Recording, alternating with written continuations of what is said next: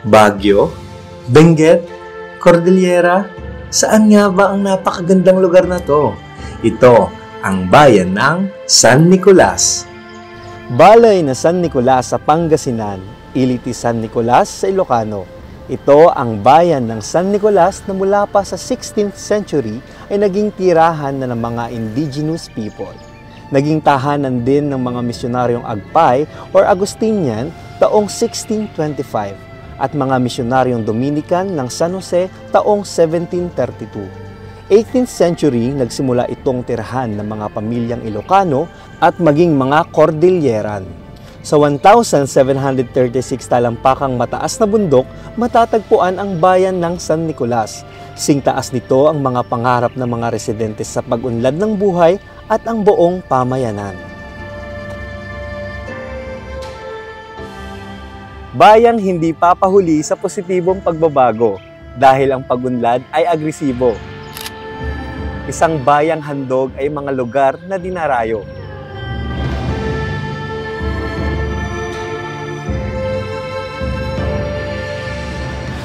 Bayan na ating bibisitahin, siguradong hindi kayo mabibitin. Ako ang inyong makakasama, Frank, your travel heartthrob, sa biyaheng San Nicolas na hinding-hindi nyo malilimutan dito sa Ganda Mo, Pangasinan.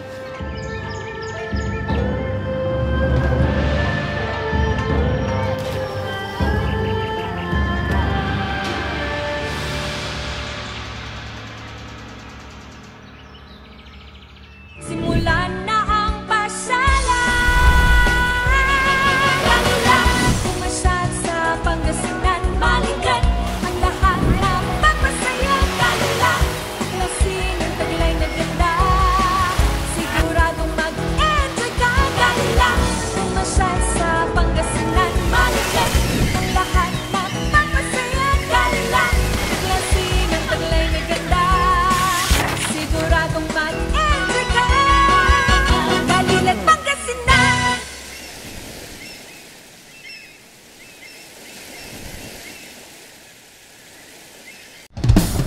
Tara na sa San Nicolas. From Cubao, tahakin ang NLEX hanggang Pigplex. Lumabas sa Rosales Exit, papuntang Rizal Street, hanggang Mabini Street at tahakin ang Zamora Street. Diretsuhin lang ang kalsada hanggang marating ang bayan. Sa mga nagpaplanong mag-commute galing Manila, maaaring sumakay ng bus sa Cubao na diretsong San Nicolas, Pangasinan. Ang mga biyahe na dapat tandaan ay 4 a.m., 10 a.m., 1 p.m., 4 p.m. at 7 p.m.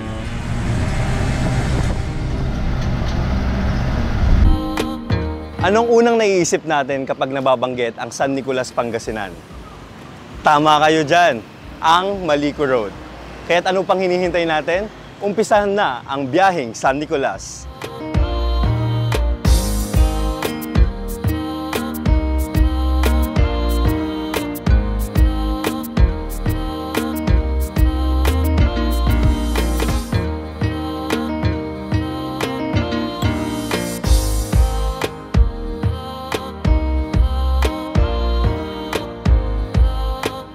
Malico has an elevation of 1,675 meters above sea level, higher than Baguio City's 1,407 meters above sea level.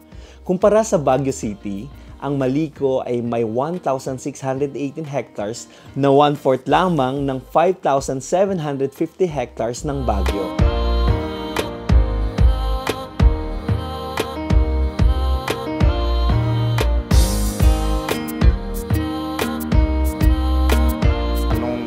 Panahon, trail muna yung daanan ng tao pababa sa may papuntang Pangasinan. Nung after World War II, siyempre may kalsada na noon na nagiging kalsada na. So halos kung mapapansin nyo sir, yung mga kalsada natin ngayon is liko-liko. Kaya nga noon na talagang liko-liko ang daan, kaya nga pinangalan ng Malico. 2017 na nag-umpisa itong kalsada natin. So nung 2020 medyo makakadaan na yung sasakyan pero hindi muna hindi mo na siya simentado, rough road. Ang pangalan po dati ng trail natin is Villa Verde Trail po. Nag-umpisa ng may mga dayo na turista na pumupunta dito sa Maliko, sir. Isa po siguro, sir, yung itong klima natin. Kasi doon sa baba talagang mainit. Pag andito ka na, medyo iba yung ramdam mo sa lamig. Medyo kahit kagaya ngayon, anong oras na, medyo malamig pa rin ang simoy ng hangin. Tinatawag din po siyang Little Baguio kasi sa Baguio noon talagang ganito yata yung itsura ng Baguio noon. At saka, pero ang Baguio ngayon medyo mainit na. Kaya nga itong Barangay Maliko parang Baguio kasi kaya tinatawag nilang Little Baguio. Tiga rito sa Maliko is galing po sa Tino. At saka ang kwan nila, ang tribo namin talaga Kalanguya. Yun yung halos tribo ng taga rito sa Barangay Maliko. Halos pare-parehas isang tribo, Kalanguya. Halos 90%. Hanggang ngayon talagang tuloy-tuloy talaga yung aming kultura. Halimbawa, may nagpa-okasyon na isa, tulong-tulong parang iisa talaga ang namin.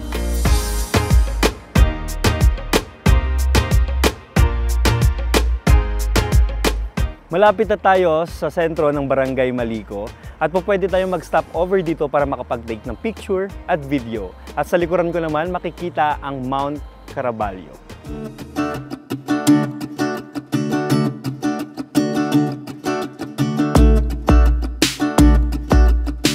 Ang panahon kasi dito, sir, mag-umpisa sa September hanggang January, medyo mahangin. So, ang mag-umpisa rin sa February, March, yung medyo maganda na ang panahon. So, mga March, ganun, mag-umpisa ng maraming turistang pumupunta dito, sir. Bago marating ang sentro ng Barangay Maliko, ay maaari ding dumaan sa Mangili Tindaan Historical Nature Park kung saan makikita ang historical tank na tinatawag na Sherman Tank na mula pa noong World War II. Sa halagang 30 pesos para sa edad 7 years old and above, 15 pesos para naman sa edad 4 to 6 years old. Maaari mo nang bisitahin ang historical object na Sherman Tank plus pwede ka ring mag-picnic, overnight, camping at mag-bonfire dito. Pinapaalala lang ang ClayGo or Clean As You Go at no vaping at smoking policy habang nasa loob ng parke.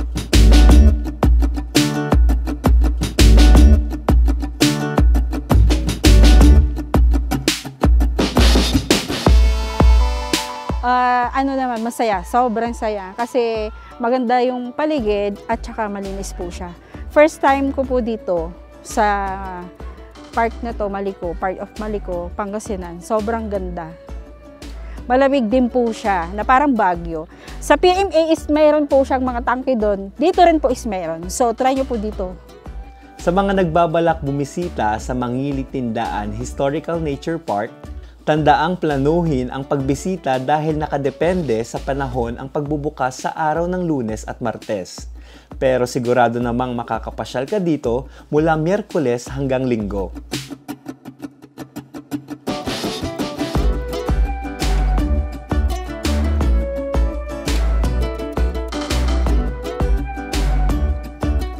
Mamamangha ka at tiyak na mapapakalma sa tanawing makikita sa view deck ng Maliko.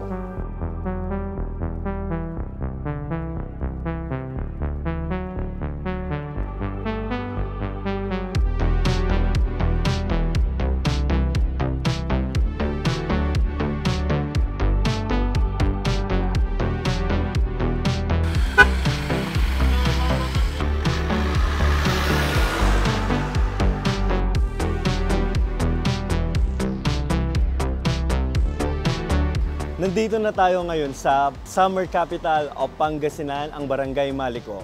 At nandito tayo sa kauna-unahang coffee shop sa Barangay Maliko. Ano, kape tayo?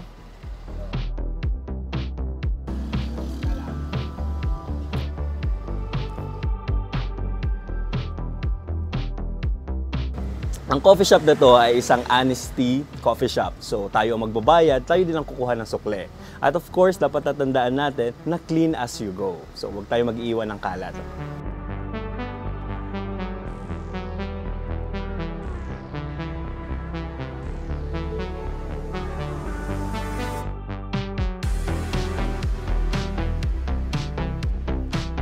Kapag naabutan ng mga kayo sa gabi, huwag kayong mag-alala dahil 24 hours tong store na to.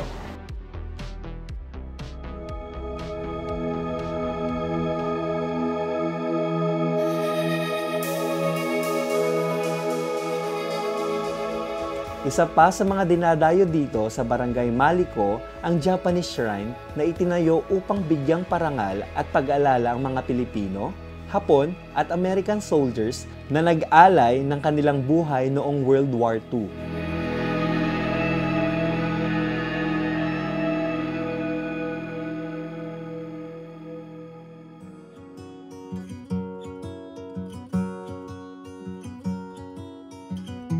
Akala nyo sa La Trinidad lang merong strawberry? Pwes nagkakamali kayo. Meron din yan dito sa Barangay Maliko at samahan nyo kong tikman kung gaano katamis ang strawberry nila dito. Tara!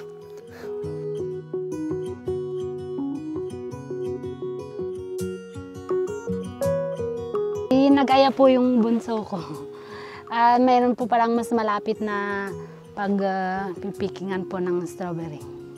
Mas malapit po sa amin kaysa Baguio.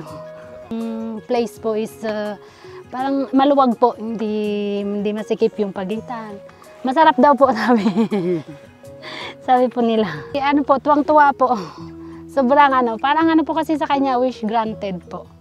Kasi yan po ang hiling po niya na makapunta po dito. Kaya tuwang-tuwa po siya. Sa halagang 20 pesos na entrance fee at 400 pesos per kilo, makaka-unli picking ka na dito sa strawberry farm ng Maliko na mayahalin tulad sa strawberry farm ng Benguet. So ano pang hinihintay nyo? Tara na dito sa Barangay Maliko.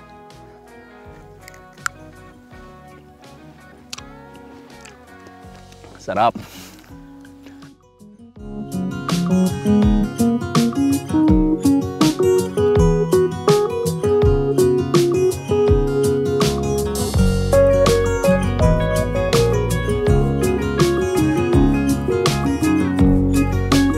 Aside from strawberry, sila ay mayroon ding highland crops tulad ng cauliflower, broccoli, carrots, lubyas, yakon, cabbage, lettuce, gabi, at patatas na kanila ding tinitinda dito. Magmula nung marami nang umaakyat mga turista, medyo malaking tulong para sa mga taga rito sa Maliko. Kasi yung mga gulay nila, dito na sila binibinta. Dito sa may gilid mismo ng kalsada. Halimbawa ngayon, marami kang makikitang mga motorista na pumupunta dito sa aming barangay. Kaya parang kung tinitingnan mo, masaya yung pakiramdam at saka nakakatulong pa sila sa mga kwan dito sa kabarangay namin, sir. Ilang taon na ako ngayon. Nung bata pa ako, mahirap talaga ang buhay dito. Kaya yung mga gulay namin, halimbawa yung mga kamote, ibababa namin sa bayan. Halos walang kalsada, talagang trail talaga. Maglakad ka talaga, tapos may bubuhatin mo yung gulay mo. Tapos, hindi kagaya ngayon na may kalsada na tayo, medyo malaking tulong talaga sa ating mga kabarangay dito po sa Maliko. Hindi sila magbuhat ng kanilang gulay, may kanya-kanyang service pa na maganda ang kalsada na natin.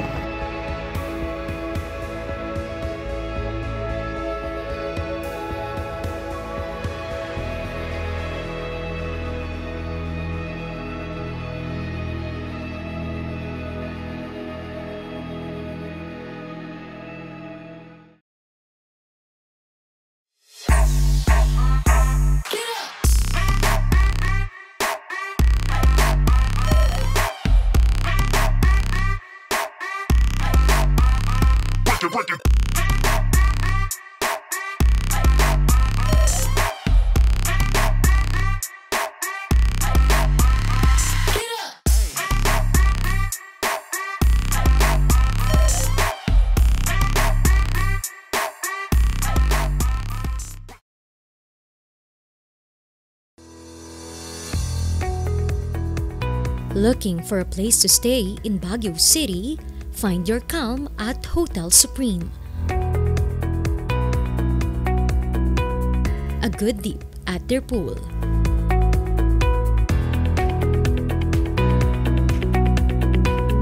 Clean and comfortable rooms with a view.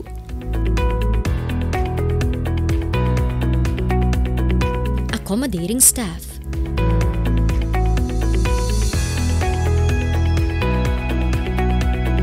You can also enjoy a sip of coffee at their coffee shop. Good food for a good mood at their restaurants. Spacious halls for events, and many more.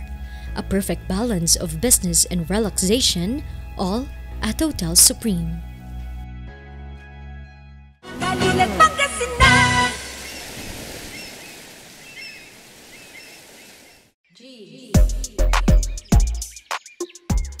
Hindi rin papahuli ang San Nicolas sa masasarap na pagkain.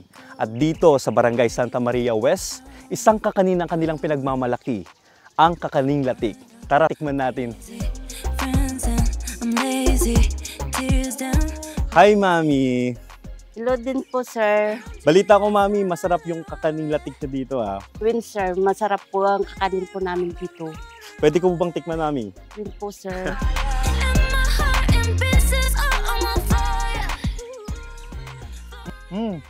Masarap nga, Mami. Ano po bang special nitong latik nyo?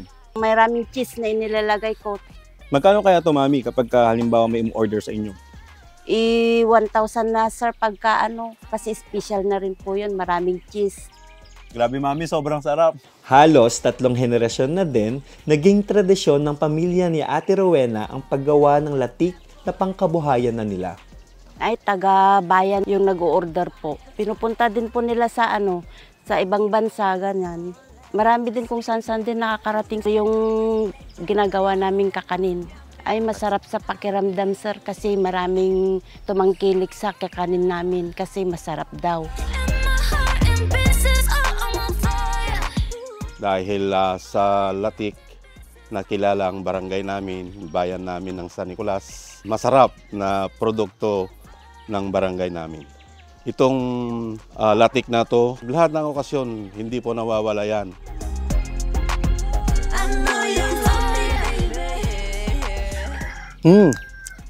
Lasang-lasa mo talaga yung cheese at yung gata nito. Totoong napakasarap ng latik.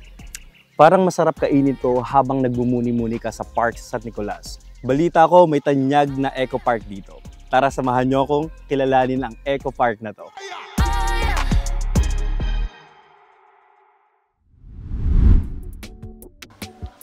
Nandito na tayo sa Agpay Eco Park sa San Felipe East. Excited na ako. Tara, pasyalan natin. Pagpasok natin sa Agpay Eco Park is makikita agad natin ang registration booth kung saan magbabayad tayo ng entrance fee.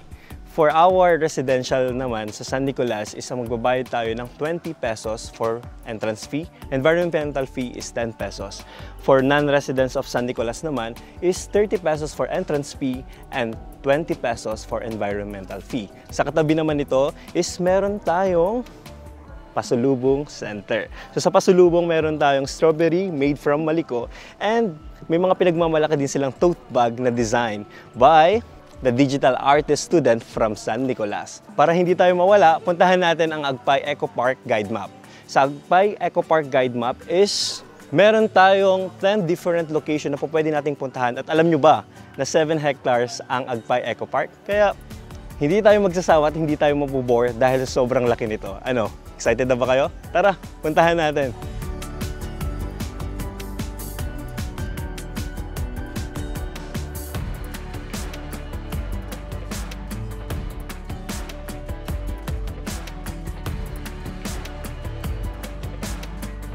Upang mapanatili ang Agpay Eco Park, handang i-discuss ng mga staff dito ang mga rules and regulation na dapat tandaan habang nasa loob ng Eco Park.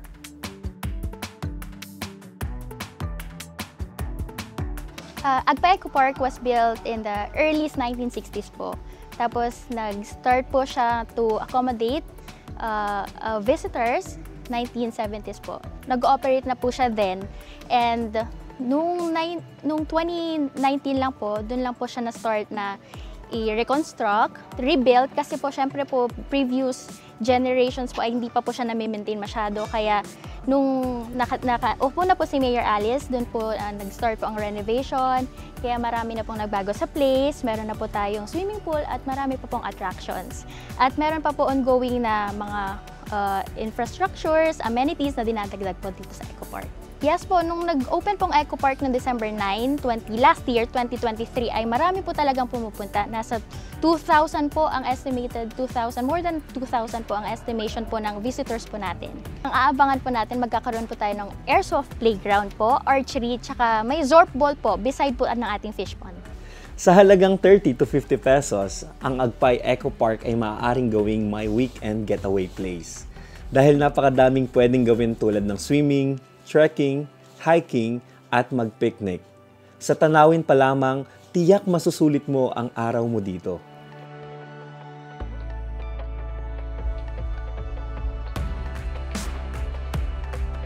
Ang Agpay Eco Park is nag-o-offer din ng mini mountain trekking para sa mga nagsisimulang mag-hiking and trekking. Ito ang right spot for you.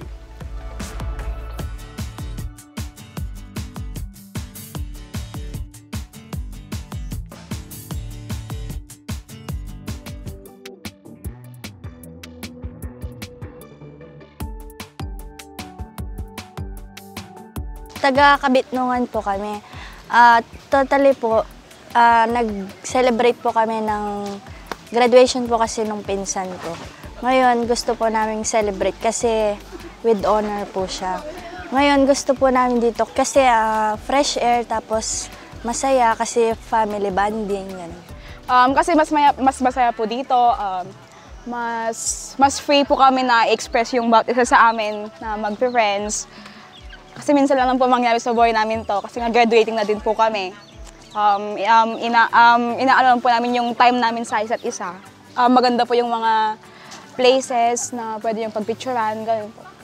Marami na po kami napuntang mga resort, pero nakita namin na maganda, malilim, malinis. Kung makikita mo, talagang ang dami ng improvement talaga nitong Agpay.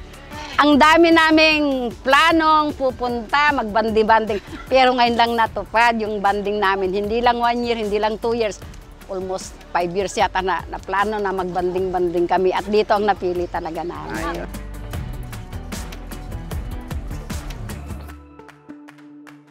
Sa halagang 100 to 150 pesos na arkila ng tricycle, mararating mo na ang napakagandang lugar na ito mula sa town proper. 25 to 30 minutes lang na biyahe, siguradong matutuwa ka sa madadatnan mo.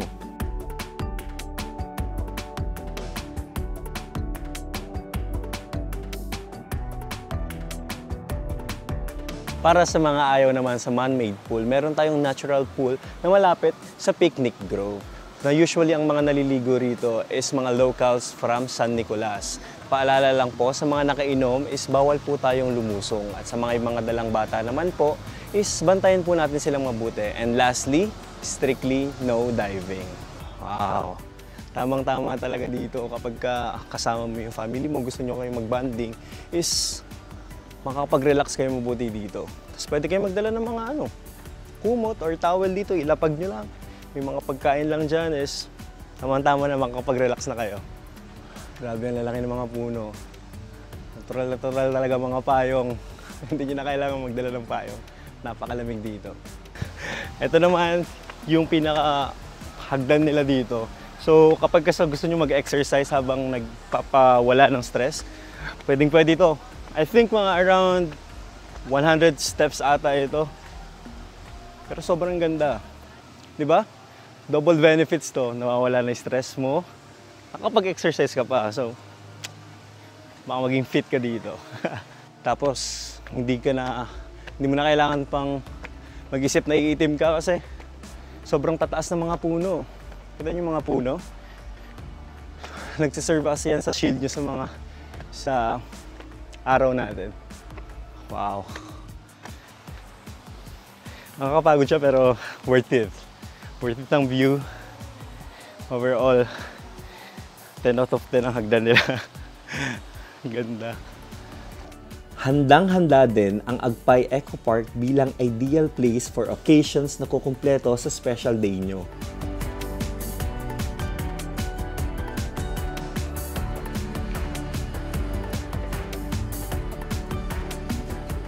Laking tulong yung taga-barangay namin, yung nakakabinta sila ng mga produkto nila. Lalong-lalo na yung mga kabarangay namin, nabigyan sila ng hanap buhay, nagtatrabaho dito sila sa loob ng Eco Park. Well, hello everyone! I am inviting you all to visit Eco Park because this is the right place for you to relax with your family, friends, and everyone. And I hope you go here and enjoy. Para sa mga plano na drawing noon na pamilya at barkada, siguradong matutuloy na yan dahil merong Agpay Eco Park dito sa San Nicolas, Pangasinan. This is the best place for you to unwind, relax, and reconnect.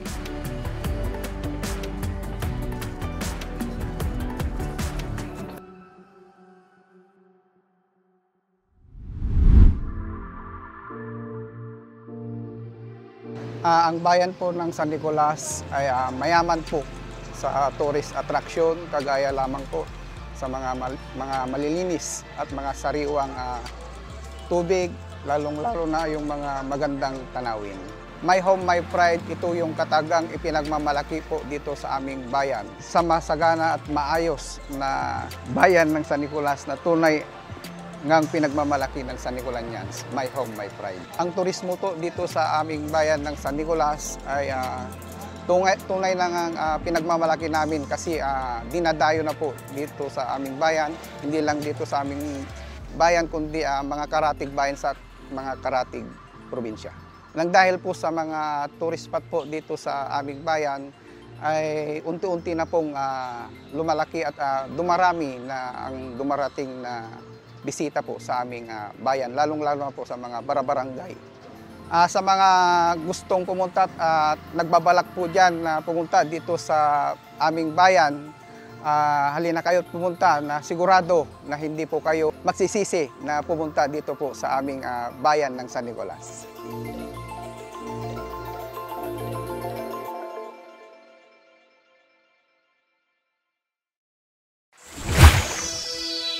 Kultura Splashway.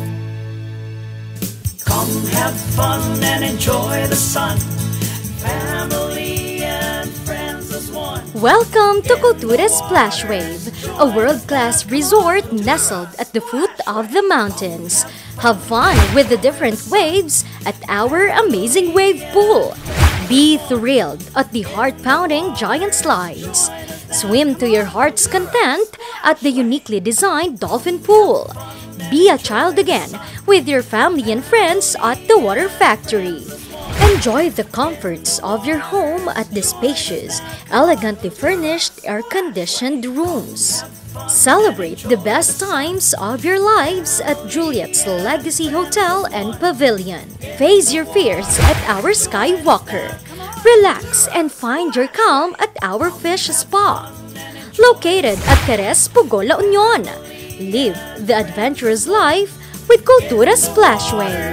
Join us now, come on, Kultura Splashway. Kultura Splashway.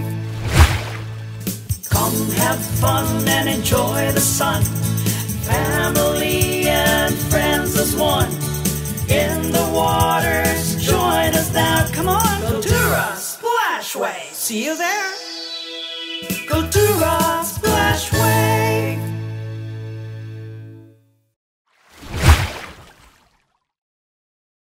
Kalilat Pangasinan.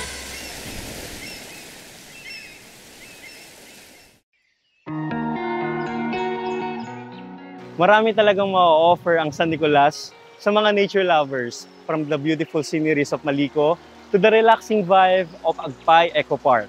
At syempre, hindi rin pahuhuli ang Ambaywan River o mas kilala bilang Puyao River dito sa Barangay Fianza, at hindi ko palalampasin na hindi lumusong sa ilog ng Puyao.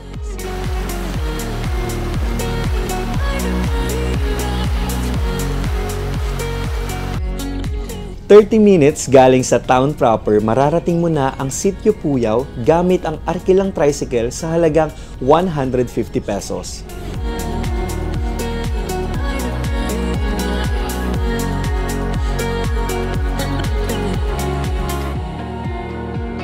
nagsisimula na makilala yung lugar namin.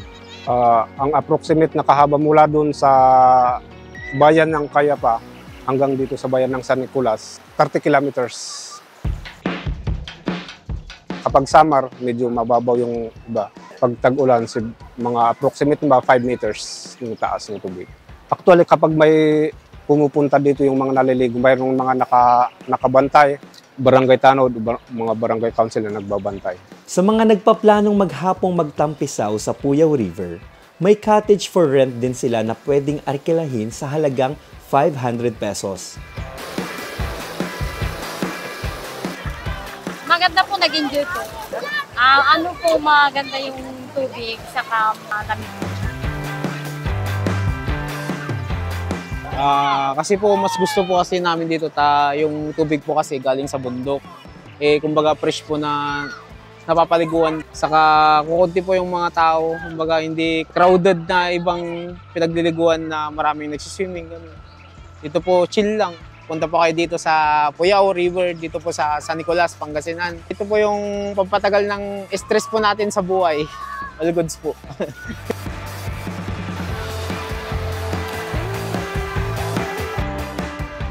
Iniimbitahan po namin kayo na subukan yung pumasyal dito para maranasan yung kung gaano kaganda yung lugar namin. Hindi lang ito ang pinagmamalaking ilog ng bayan ng San Nicolas. Kaya naman pupuntahan pa natin ang isang dinadayong ilog dito. Kaya tara!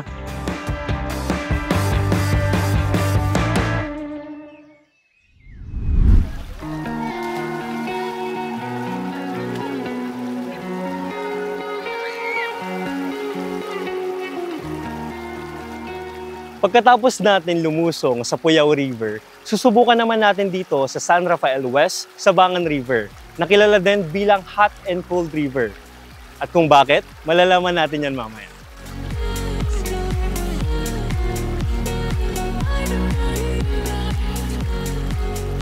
Mula sa town proper, mararating na ang Sabangan River sa loob ng 5 to 7 minutes sa halagang 80 pesos. Ito, dati na noon, bata pa kami, kilala na itong dinadayo ng mga taga-bayan. Galing sa kalsada, maglalakad ka papunta dito. Kaya ngayon, nung nag-boom to, nung nagawa na itong kwan, pwede nang darating dito yung mga sasakyan, kaya nag-boom. Kasi drop-by na lang. Itong paliguan, magandang tubig, malinis. At saka yung mayroon din isda, gusto nila yung isda dito, yung bunog at saka jumping salad, saka fresh yung tilapia, masarap. Saka yung kangkong at saka gabi, yung daludal. Masaya, maganda, kaya ang effort ng Barangay Council, kaya nagtutulong-tulong kami na pagagandahin namin to. Sa maghapong pag-e-enjoy sa Sabangan River, may cottage for rent sa halagang 500 pesos mula alas 7 ng umaga hanggang alas 5 ng hapon. Yung cottage owner, pasabihan lang na yung mga basura, disiplinado naman sila. Pinapaano namin yung mga CBO na puntaan, tignan yung pan. At saka may curfew araw kasi nung pinabayan namin, hanggang alas 10 na sila, nagsiswimming sila, kaya alas 7 na lang ngayon. Maganda po, nakaka-relax po, and as a student po, nakakawala po ng stress sa mga pag-aaral po. Piliin po natin na mag-relax po rito sa Sabangan po, sa San Rafael. Pumupunta mga tao dito naliligo, sir, dahil malamig daw dito sa sariwa ng tubig dito sa amin, dito sa San Rafael. Okay naman po kasi mas malinaw po dito, tapos hindi maraming gabi. Kaya okay. Pwede rin sa bata dito at pwede din sa mata. I-recommend ko po ito kasi since mura po yung cottage, tapos po, libre naman po yung pagligo dito. Wala ka nang babayaran. Entrance po. Alam niyo ba kung bakit din siya kilala bilang Hot and Cold River? Dahil si Sabangan River ay natural na bukal at katabi nito si Agno River. Sa umaga, si Sabangan River ay mainit at si Agno River naman ang malamig. Pero habang papahapon, nagpapalit sila ng temperatura. Si Sabangan River naman ang lumalamig at si Agno River naman ang umiinit. Dahil nagmi-meet halfway ang dalawang river na to dito sa San Rafael West.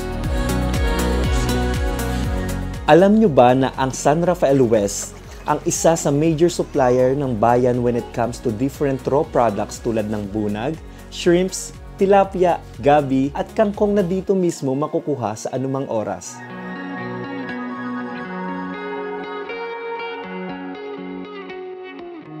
A beautiful place with a very interesting story. Yan ang hatid sa inyo ng Sabangan River.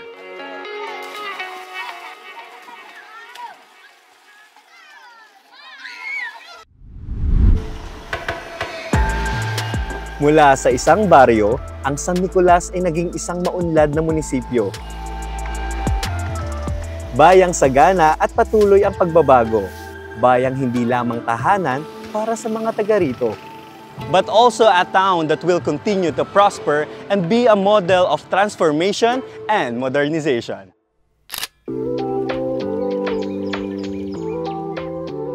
Little did I know that this town is a treasure trove of breathtaking sight and serene escapes waiting to be discovered.